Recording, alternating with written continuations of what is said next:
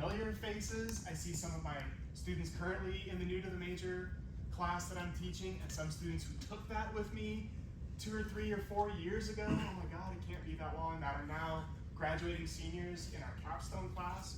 So welcome.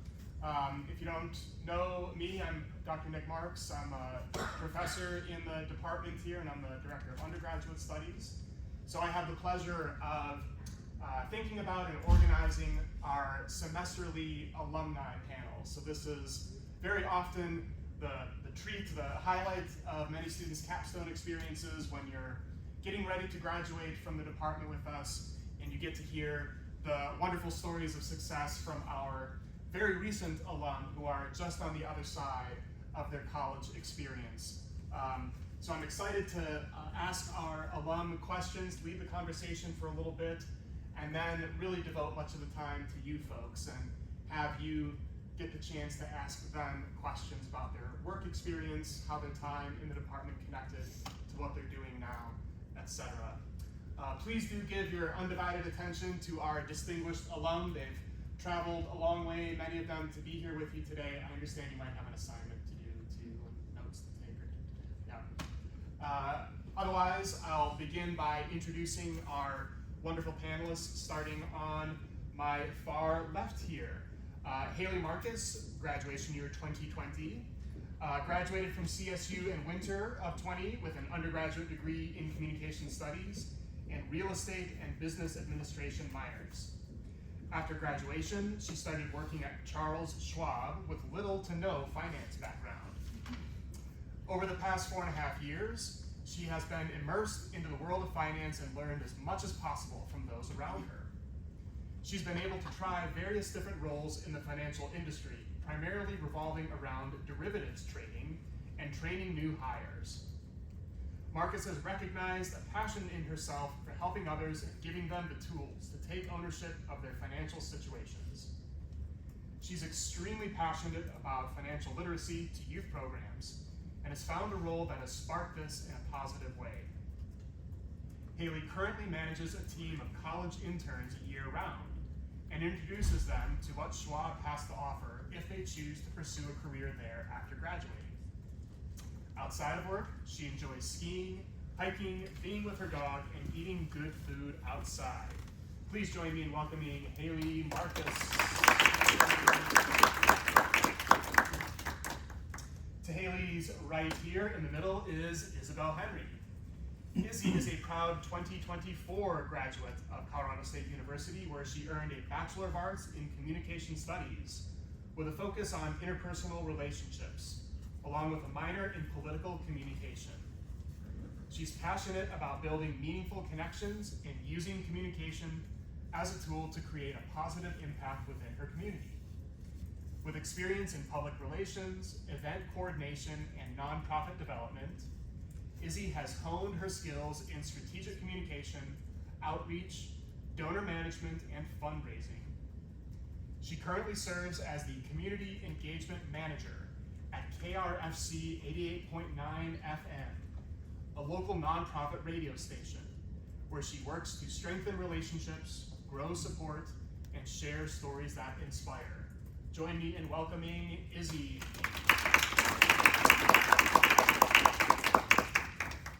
And finally, closest to me is Carmen Giannetti, BA Communication Studies and Interdisciplinary Liberal Arts 2021. Carmen is the Recruitment and Engagement Coordinator for the Warner College of Natural Resources at Colorado State University. After graduating from CSU, she began her career in Fort Collins at Otter Products, where she discovered a passion for recruitment and building meaningful connections. That passion led her back to CSU, where she now supports prospective students and helps them find their place in higher education.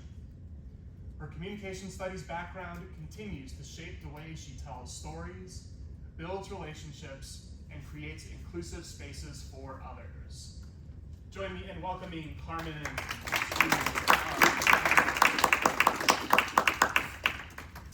Thank you all so much for joining us here today. So I have a few questions to get the conversation started. And like I said, I'll leave the bulk of our time up to our attending students in the audience here. So first, I wonder if each of you could share one specific thing. Could be a classroom experience, a professor, a skill that you picked up in our coursework or extracurriculars. One specific thing, person, experience that you find yourself using, thinking about, going back to again and again now that you're out in the working world. We can go listen for a moment. That's big promise. I mean, the first part that comes to mind is I did research with Dr. Fa and Kylie Johnson, who's a current PhD candidate. It was kind of my entire being at CSU, but it brought me much more than just being able to like write a research paper or find sources, which both I can do relatively quickly now, which is beneficial.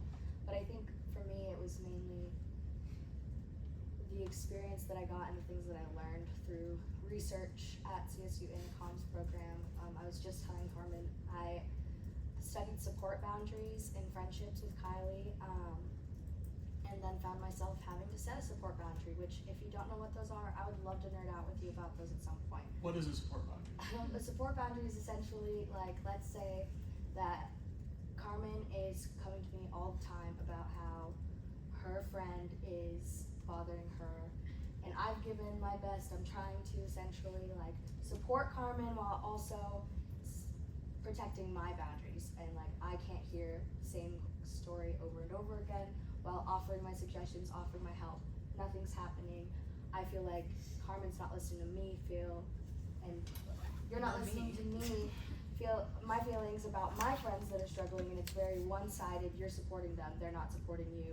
There's a lot of other things within it, but essentially there's communication is kind of everywhere, which is the generic response to say I know, but I mean it's just in everything you do, whether it's setting a boundary with friends or presenting at work or teaching new hires, that kind of thing. So I would say that research had the biggest impact broadly, more than just what you would expect to be getting out of it.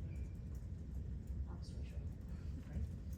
I can share, I think the one thing that came to my mind was actually 2 classes on the scale of public speaking and public argumentation. I remember those classes distinctly and the dread I had signing up for them. But I think overall, like those experiences and the skill sets I learned in those classes have translated not just to my professional workspace, but also just how I speak to others around me, different ways to pick up on others' body language. It really helped me grow as an individual, and I do use those skill sets now in my actual job, but also just in my day-to-day. And even though it was definitely out of my comfort zone at first, I think those are also good reminders that sometimes you do have to push yourself in those ways, and that overall outcome might be definitely worth it. So that came to my mind. In the summer of 2019, I studied abroad with Dr. Mirafa, and had I not met her, my entire collegiate career would have looked entirely different. Particularly, she was my thesis advisor for my honors thesis, which was focused on how students felt supported while living on campus during the 2021 COVID semester. So I interviewed students, and I learned a lot about social support and qualitative research, and that really shaped my desire to want to continue working in higher education. So that's definitely something that comes to mind for me. I have a next question that's got 2 parts, and I hope they're related. So one of the things that I hear back from students a lot, both at the first year and at the capstone levels, is struggling with communication studies broadness, right? Like, what is it? What job do you get? I wonder how specifically you 3 answer what is communication studies in 2 settings. So one, give me your answer that you give to your family and friends, right? Like the uncle at the Thanksgiving table or whatever. And then 2, the more professional version of that answer. How is it you explain your degree and skill set to employers or colleagues? Do you want me to start? Okay, So I do definitely distinctly remember when I was in college studying communications, and I had actually switched my major, and so it was kind of a big shock to my family, like, what, you're going down a different path than you originally started. And the way that I described it was tailoring and mentioning that the broadness of the major and why that would be an advantage for me when I was in a position where I wasn't 100% sure where I wanted to go after graduation. And as included in my introduction, I ended up going down a route of finance, which I never thought I would do, especially not in college. And that was kind of what I leveraged too, especially family and friends, was I chose this major because I'm not 100% sure at this point in time, but I do know the advantages of communication in the workplace, in our interpersonal relationships, in all aspects of our lives. And I do believe, based off my experiences in college, I'll be able to leverage that to get a job after college, whether that be in public relations or finance or whatever that may be. I kind of took that approach of describing it as the advantages of it being a very broad major and how that could hopefully open doors for me down the road. And now I would say I still describe it very similarly. It doesn't quite come up as applicable in my current job in finance, because I think one unique thing about Charles Schwab as a company where I work is that people come from all different kinds of backgrounds. I have coworkers that were doing just all sorts of other things before going into that sphere of work, and it is a sphere of work where you can really learn everything you need to know on the job, and it can be applied. But my first position, communication, was the root of what I was doing on the day-to-day. I was speaking with clients, and I was working with them on their account types, and along the way I was learning all these other applicable skills and getting licenses to apply the financial part to it. But I really leveraged that to say, hey, I can talk to people. As long as you guys can teach me everything else, I'll be great at this job. And that's kind of where I went with that as well. Hopefully that answers that question. Yeah, great. Thank you. I'll bounce right off the last thing you said, is that it's so applicable that I think it's honestly sometimes easier to talk to employers about your communications degree than it is to the uncle at Thanksgiving dinner. Because, you walk into an interview or you're trying to meet with potential employers, and your communications degree, if you really, dove into it, you're friendly, you're open with people, you are often really, good at public speaking. As I cough, I'm sorry. But I think it's actually easier with employers because they are looking for people who are a lot of the times able to present well and hold themselves well, that they can trust are going to be thoughtful about what they say and the intent and the impact that comes from their words. And so I think with employers, it's really just taking that quality or characteristic that they're looking for and saying, I can, not only is that who I am as a person, but that's also where my background lies. And so you can dig into it a lot deeper and kind of, I don't know, I honestly think it's easier explaining to employers. With the uncle at Thanksgiving dinner, my uncle, for example, is a very specific type of environmental engineer, which is super cool. Love it for him. But kind of like you were saying, I know what I want to do, but I didn't necessarily know which area I wanted to go into. And so I would always tell people, I could work for the National Park Service, or I could work for a politician, or I could work for auto products, I could, work for finance companies, and I could, now I work at a radio station, which makes a lot of sense in communications, but I don't do anything with the actual radio itself or broadcasting.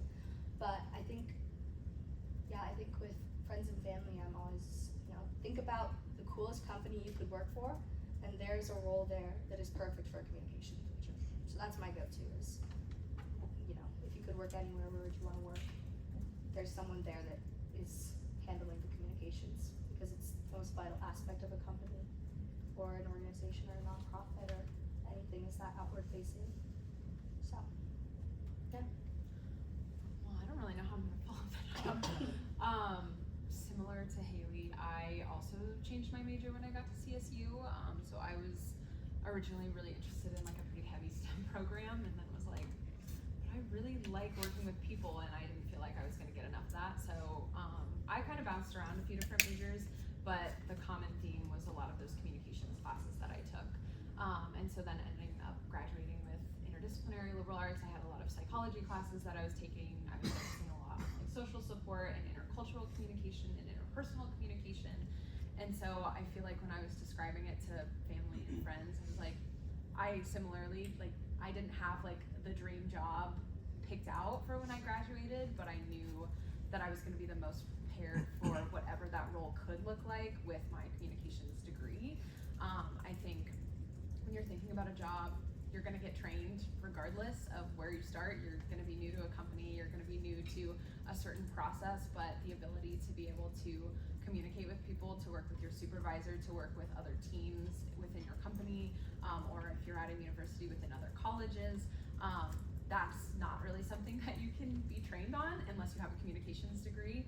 And so I think, yeah, it was really easy to showcase my different skill sets for all of those different jobs that I was interviewing for and applying for, because if it was recruitment coordinator at Otterbox, I was like, oh yeah, in my communications degree I learned how to look at resumes and I know how to conduct interviews and I know how to have those conversations with people, versus when I was applying for my role here at CSU, it was more like public speaking and event coordination and supervising undergraduate students, all of which again really deal with relationship building. So I think you can kind of tailor it based on which job you're specifically applying for. So it sounds like you all kind of leaned into the broadness of it and Yes. framed that as a positive wherever you were looking at. So for the majority of our students in here who are in the capstone class and thinking about their next steps beyond CSU, what are some specific things that they can be doing now, should be doing now to kind of prepare themselves for work life beyond CSU? That, you know, doesn't necessarily involve sitting obsessing over the listings on Handshake and whatever else. What other types of things should they be looking at, thinking about as they're preparing to graduate? I can start. I think this is maybe like not a specific thing, but like just saying yes to a lot of opportunities, especially while you're still here. Even if it was something that I said yes to and then realized like, I'm probably not gonna go to that club meeting again, or I'm probably not gonna do that thing again. I had that experience and I could kind of use that as an indicator of like, oh, I thought I was gonna really like this path within communications and I actually really didn't like it. So now I'm gonna go a different direction, and that kind of helped shape what types of positions I was looking for when I was graduating. Also, I graduated during the spring of 2021. So all of the plans that I had kind of went out the window. So I would say you can plan so far and you can really build a lot of those like foundational skills, but like being really open to whatever that next opportunity looks like. I did not think my first job out of school was going to be as a receptionist, but it led me into a recruitment role, and then it led me back to CSU, and that's exactly what I wanted to do.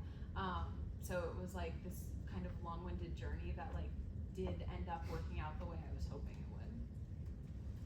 Yeah, I would, you know, jump on the opportunity thing, and at the same time, I know for me, I was super involved in the comm studies program, doing research in the CPD and everything, and I got out of school and I was like, I don't know what to do with my free time anymore.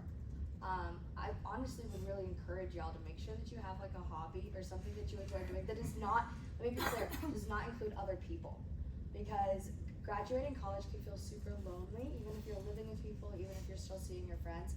Everyone's going on such vastly different tracks. So I would really just, that's not comms related, but I would encourage you all to find something that you enjoy doing, whether it's running or doing a puzzle or whatever. Something that can distract you from the endless scrolling of Indeed and Handshake, which we've all been there. But I would also say lean into those hobbies and things you enjoy, because those might actually really benefit you when you're applying for jobs. Just to give a brief example, my family has hosted house concerts for like bluegrass and folk music at our house for 6 years now. We have bands come in about once a month, that kind of thing. And I always just thought of that as like a side hobby my family did, like we just kind of did it for fun, right? But then when I was applying at this radio station, I had the comms thing down. I had, you know, the experience and the drive to learn, but I didn't have any experience in radio, and so I was hesitant to, you know, apply for it. But the side of my music hobby with my family that has just been part of our lives for 6 years actually had a huge benefit to the hiring team there. was that involvement in the like music community of Fort Collins specifically. So I think also, you know, it might be super random that you do, but it could actually really benefit, even if it's not something you list on your resume. So Yeah, I definitely agree with both of those. I think one thing I do work with college students now, and one thing that each of them have kind of figured out is they're just not gonna like everything that they do, and that's okay, as long as they have something they're taking away from it and learning from it. You're not meant as a human to like everything. You should have things that you like and things that you dislike, and I think that's part of learning and growing and evolving. And it's really important to be able to try those things and say yes to opportunities, even if ultimately it doesn't lead to exactly what you're going to be doing for the rest of your life. I think every single thing that you do, you can take things from with you where you go.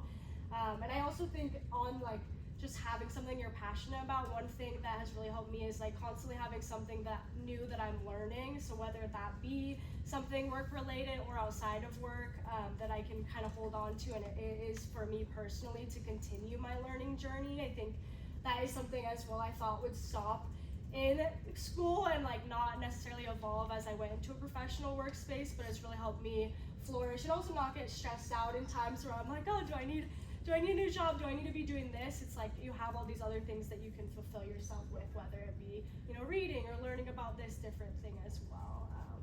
And just have some fun too, you know, with the people that are around you, and hold them close as well. Dr. Marcy, can I add one more Please, thing? yeah. I'm sorry.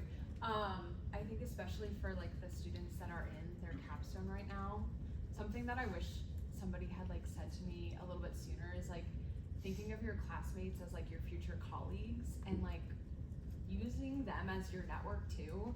I got my job at CSU from my best friend in undergrad who didn't even live in the state at the time. She was like, my old boss is leaving and you should think about applying for this role. And she was like in a totally different college, so that was a little bit different. But like there are definitely people that I still keep in touch with, even if it's just like we're connected on LinkedIn, and just kind of like knowing that like sometimes that one connection can also make a huge difference too. That's great. I have two more questions, and then I want to hand things over to our students here. I wonder if you could each share a thing that you thought about careers in the working world while you were a student that you have since been unconvinced of, or you had to change your mind, or you had some thought about what the working world was, and then you got a job and found out it was something else, good or bad. Any kind of preconceived notion about, oh, this is what a job is going to look like, or this is how this is going to work, that totally changed once you actually landed in your current positions. I thought I was never gonna have to public speak again. I really avoided a lot of the public speaking requirements. I did take advanced public speaking. It also was the semester that everything went online. So I was like, yes, I just have to record these. I don't have to do it in front of my classmates. And now I give like 6 presentations a week to like 100 people.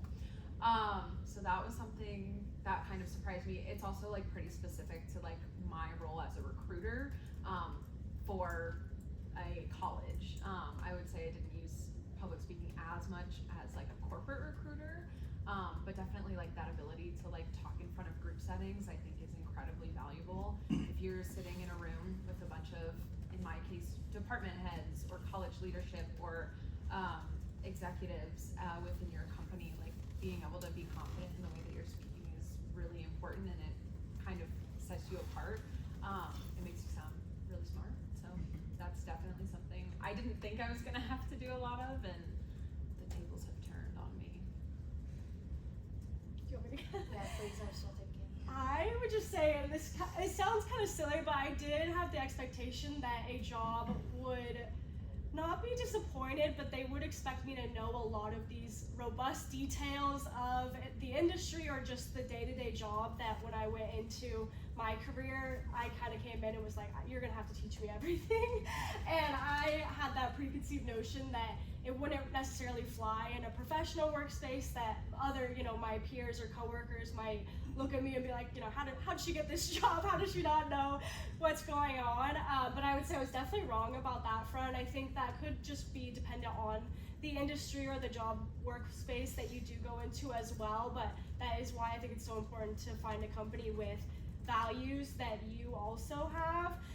Because that really helped me in my career, like not be ashamed if I didn't know anything and be more in a learning environment that translated well from undergrad to the workspace, and just being really honest about that. I definitely did not think people would be as receptive to being like, no, ask the questions, we want you to ask them, we want you to learn here still. I did not think that would be the case in the workspace, so I'm really happy that wasn't, because it would have been unfortunate. I probably wouldn't have a job still. So. You thought you'd kind of have to enter a place like Schwab being an expert already, but you did a ton of on-the-job learning, it sounds like. Definitely, yeah. I kind of had that expectation where they would expect me to do a lot of it on my own, and everyone else would kind of already have that upper hand, but it was definitely very much a learning environment still, and they taught me everything I know, which was great. So. Yeah, I would reiterate that, because I went into this role not knowing some of the software I have to use. And I thought that was going to be like end of the story, we need to find someone who needs to know that software, and a lot of them are willing to teach you if you make it clear that you're willing to learn. I think also one thing that you always hear it said, especially in like these capstone classes as you're about to graduate, but interviews are as much for you as they are for the person interviewing you. I did 2 different interviews where I automatically walked out of that and I was like, if they offer me a job, I'm gonna have to say no, because whether their values didn't align with mine, or the way that they, run their leadership, it wasn't a good match. And I think, like, of course, it's important to consider the fact that you have to pay the bills, right? But I did not realize how much patience I would have to find the right fit. And I had a job in the meantime, but it takes a second to find a job that's not only available and they respond to you, and, you don't get kicked out before the process even starts. But I think it's just as important to think about what you want in an employer as much as you're looking at what their requirements are for the job. Who are they? Why do you want to work for them? Is the classic question that they ask, but you should really be, thinking yourself, why do I want to work for this company? Why do I want to work for this leadership team? Because they will be your day-to-day, day in, day out, who you're interacting with. And you're not going to do a good job if you don't like where you're at. I'll add one more thing on that too. I think one thing that I also learned since I've been in the professional workspace is you don't need to have every single qualification on a job posting to be able to get that job. But I think that's a really important thing to keep in mind. Obviously, you don't want to apply for a job that's I wouldn't apply for a rocket scientist job.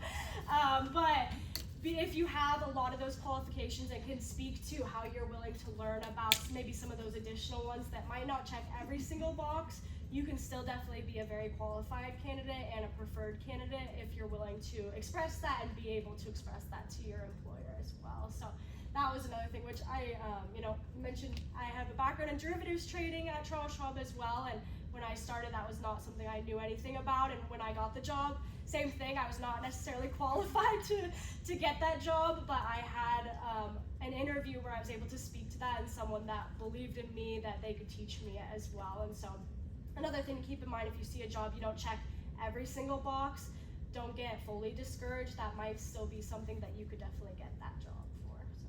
And that's also the beauty of a comms degree, is y'all all know how to talk about stuff and convince people. And if you come in strongly saying, and I said this in my job interview for the job that I currently have, they asked about the specific software and if I had experience with any of the software in general, and I just blatantly said no, and I'm really comfortable learning this new technology, and I can promise that I'll do it. I'll figure it out. I think it's much better to be honest about that, because if they see that work ethic in you willing to learn, they know that you're also going to transfer that into your day-to-day. So, but that's also, again, the beauty of a comms degree, is because it's so broad, and we have this knowledge of how to get people to really believe us, you know? So, yeah, I think that's a really good point. Carmen, you mentioned sort of thinking about building your network, starting with the people in this room, right? Your classmates, your colleagues. And so my final question before opening it up relates to the idea of networking. So we talk a lot about that word. Sometimes it doesn't have a clear meaning. We tell students to do it. You should network. Can you all give your specific thoughts on what that means and how you do it in a real kind of concrete sense? Yeah, definitely. And again, this is something that I do apply in my workspace now as the college students that are on my team. We do want them to network with people at our company so that they can learn different career paths. And also if they do end up going full-time as well, they have people that already know them, are in their corner. And what I would say as far as networking goes, in my opinion, is to be very intentional with it. And it's not necessarily who has the most connections. It's who has the connections that will speak to them when they're not in the room, speak highly of them when they're not in the room, and that are truly have their best interests in mind. And I find a lot of people come in and want to meet everyone, want to have every single person that they've met on their list. And those aren't necessarily the people that build the best connections because they don't truly get to know those people they network with. So I think the best advice I have, and when I think of networking, is very intentional, people that you want in your corner and people that will really speak highly of you when you're not in the room, and then vice versa as well, to build that network around you. And it doesn't need to be the largest network, it needs to be just a very solid network. I would say be bold. If you're talking with somebody and they casually mention that they work for XYZ company or in XYZ role that even somewhat piques your interest, ask if you can contact them. Ask for just an interview. Just say, hey, not a fancy interview, I should be clear, let me take you to coffee. You know, being willing to be bold and ask people. People really like to talk about their jobs. They love to talk about what they do, especially if they like what they're doing. And a lot of times I found that just by being bold and saying like, hey, I'm really interested in going down the route that you're currently working in. Is there any way I can take you out for a cup of coffee? I'd love to hear more about how you got there, that kind of thing. And again, it's something that you've probably heard a million times, but I'm telling you it works, because doing that with just 3 people in 3 different companies opens you up to all of their networks as well. Because if you say, this is what I want to do, tell me about you, and you also get to tell them about yourself and your background in that conversation by asking questions, by showing your interest. It means that, you know, if you have mentors that will talk about you when you're not around, these are people that will think, oh, that recent grad came up to me, we had a great conversation over coffee, they're super interested in this internship or this, you know, starting role, let me reach out to them, kind of thing. And it's also beneficial because if you go to apply to a company and you already know somebody there, through being bold and taking that step to get to know them, you can lean on them for that too. And that's proven to be really helpful for me. Yeah, I mean, I would definitely echo both of the things that were said. It's not about the biggest amount of connections, but it's about the right connections. It only takes one person to like really influence like your ability to get an interview, or just telling you, hey, like I heard of this opening and I know that this kind of aligns with your interests. Like it really does just take that one person.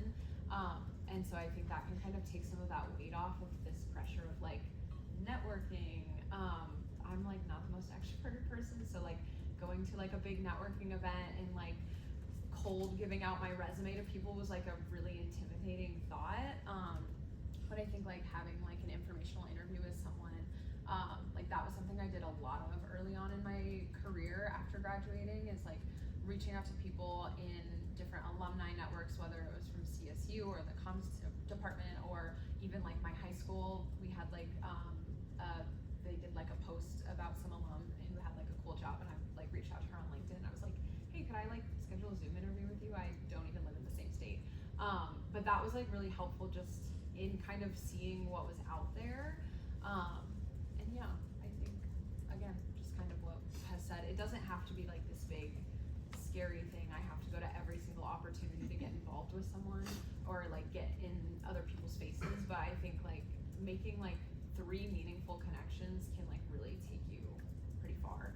And also like if you're coming to things like this, like adding all of us on LinkedIn afterwards, like reaching out if you're like, hey, can we actually dive a little deeper into what you're doing, or I have a specific question about something, I want to go on a tangent. Like I've had students at CSU reach out and do informational interviews with me, and we've gone and got coffee and mugs and stuff like that, and it's like, yeah, I love talking about what I do. Like I want to go get coffee, so yeah.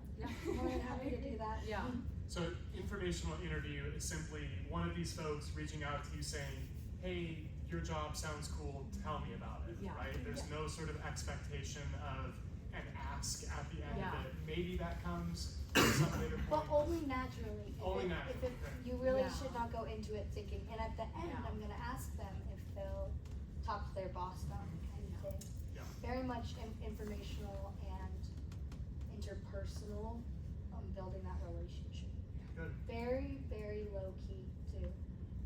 Does not have to be super fancy or anything like that. Great. What questions do you folks have for our alum here? So what got you into your finance role? Was that the first job you applied for and like they got back to you, or did you just kind of be like, I'm gonna shoot it over every type of position? That's a great question. I didn't just apply for this role. I definitely reached out to a couple different companies, and with myself graduating at the end of 2020, it was also obviously like a very strange time to be applying for jobs. And so I think what drew me to Charles Schwab and a financial company was the stability of that industry, especially in the end of 2020. And I did know one person that worked there through a mutual connection and spoke very highly of the company. So I did know some background of it, but I kind of had to go into it as well, just letting them know I did not have a finance background, again, that I was really willing to learn it. And when I started learning more about the company as a whole, through the interview processes I went through, it also really aligned with my values. I think if any of you are familiar with Charles Schwab, the values just really align with what I'm interested in, and really helping people at the end of it is how I would describe the basis of their values. So that's kind of how I got into it, and then from there have been able to try a couple different things within that industry. And the role I have right now, I really love Caden here in the front row is actually one of my students in my program right now, so happy to be back and see you here. But I love the job that I have now, getting to work with college students, and I think I've been able to find a role that's really plays to my strengths, and I don't necessarily do too much finance in this current role, but there are a lot of opportunities and mobility within the company as well, which I really liked too, because I don't have to just do one job my whole life. So yeah. Cool. What course did you guys find like most relevant or helpful for your current careers?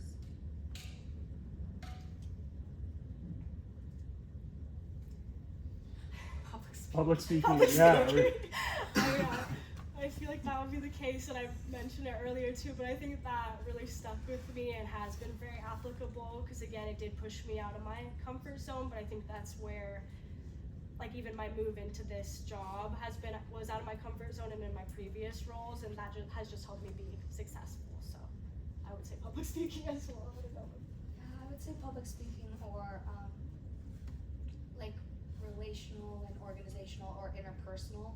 Those I use a lot. I don't do as much large presentation speaking. That's only a couple times a year, but I go to a lot of drink and happy hour events, and I go to a lot of dinners and lunches, and it's that really vital interpersonal one-on-one conversations. And so, like, you know, it's kind of the science behind how I work in a development and fundraising role, to be clear. I'm asking for money, essentially. It's about, you know, the science behind building relationships in different parts of life. You know, and it's very much about reading people and seeing where they're at in the conversation as well, which I think you learned through interpersonal and relational, all of that kind of stuff. And the comm theories, I won't nerd out about those today.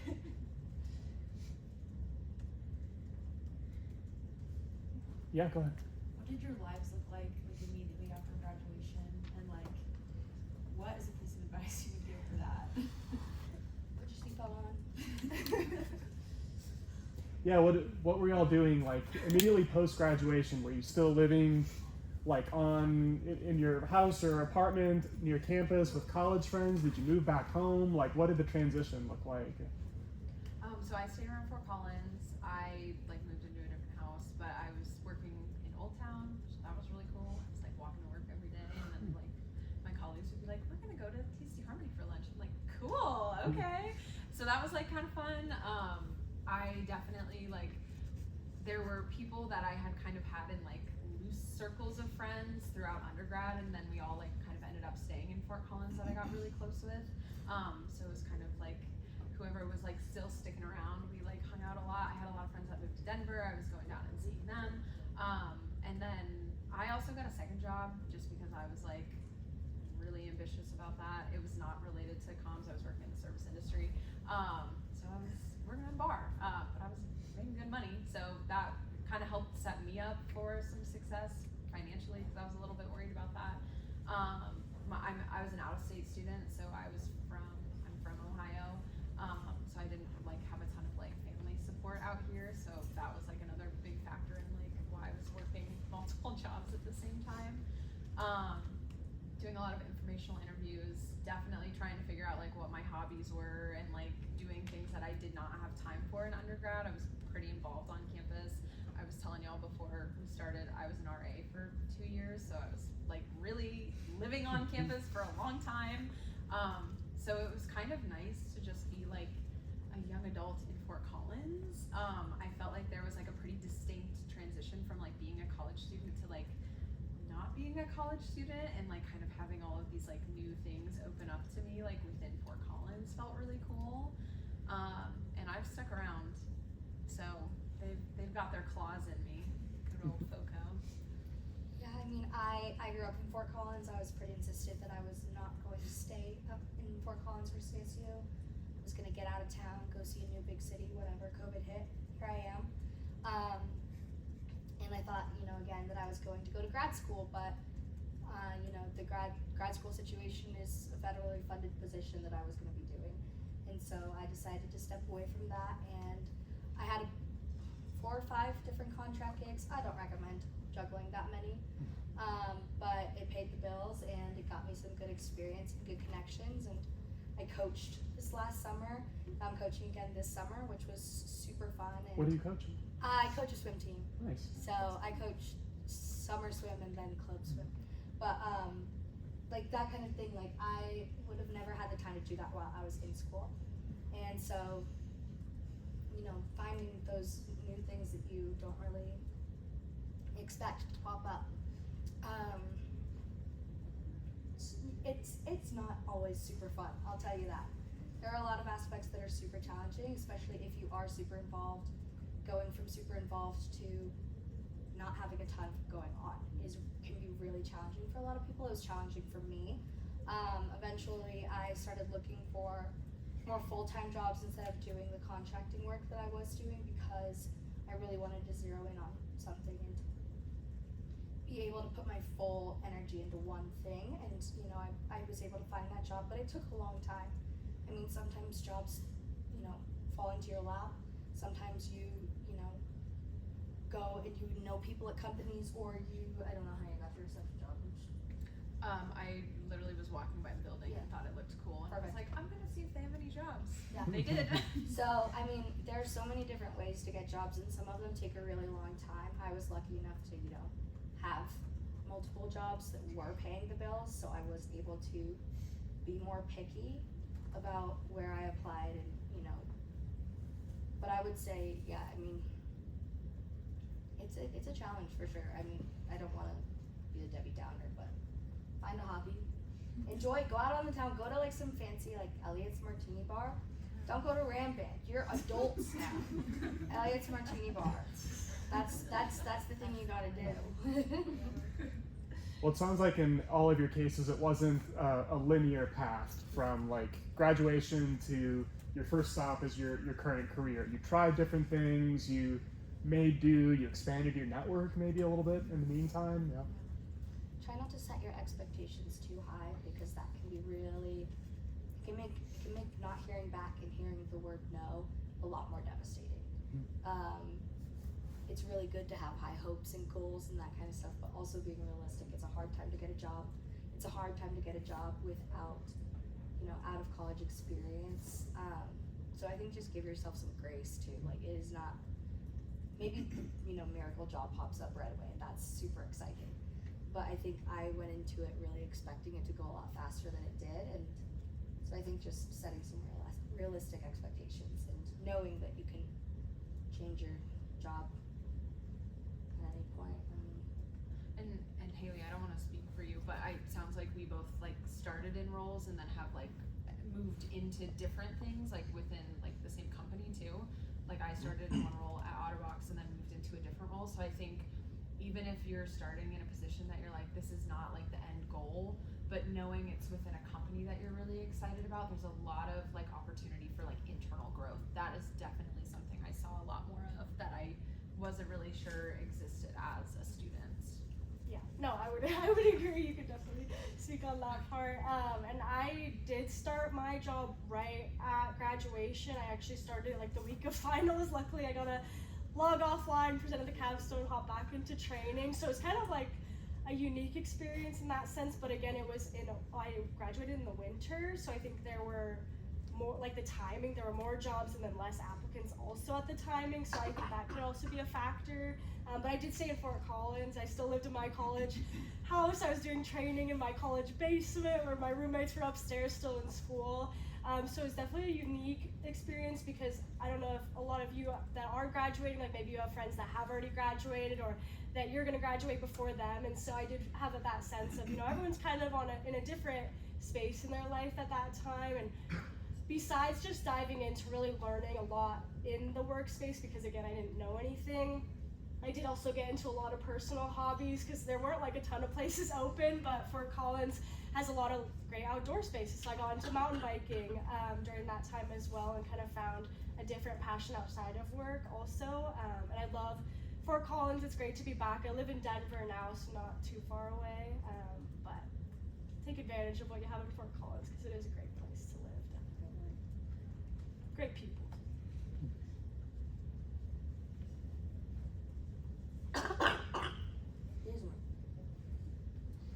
Other questions? Yeah. Sorry, I know you mentioned that you were in the CPD. Could you talk a little bit more about how you feel like that's impacted, post-grad? Well, one of the big ways it impacted is when I was in the CPD, I went to the National Conference for Dialogue and Deliberation and spoke on a panel there and was offered a part-time role with them post-grad. So the CPD definitely, helped me make that connection. I think, when I was in the CPD, we did a lot with city officials and that kind of thing. So if there were so many connections I never would have made if I was not a part of the CPD. I think also, it's beneficial that I'm a comms major. I love to talk. I can chit chat all day. It's probably my boss's least favorite thing about me. But I think what CPD also did was teach me how to really intentionally listen. And that's been really beneficial when I'm, trying to recruit donors and that kind of thing, is catching things that people say and, making space for people to say what they're thinking too. I, again, could go on and on, but I think the CPD really helped me be more intentional about listening instead of just hearing the words they're saying and being prepared to respond with another question. Or, can you elaborate on this, and this? It's made, in my role specifically, like donor relationships, it's brought those closer, it's made them stronger because of what I learned in the CPD. If that kind of helps a little bit.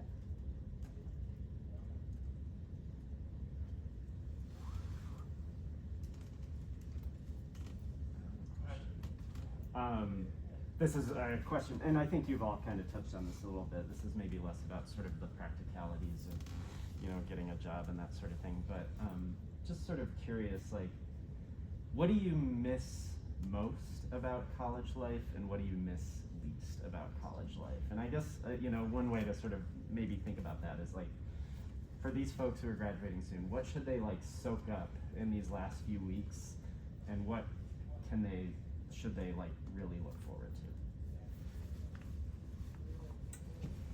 That's a great question.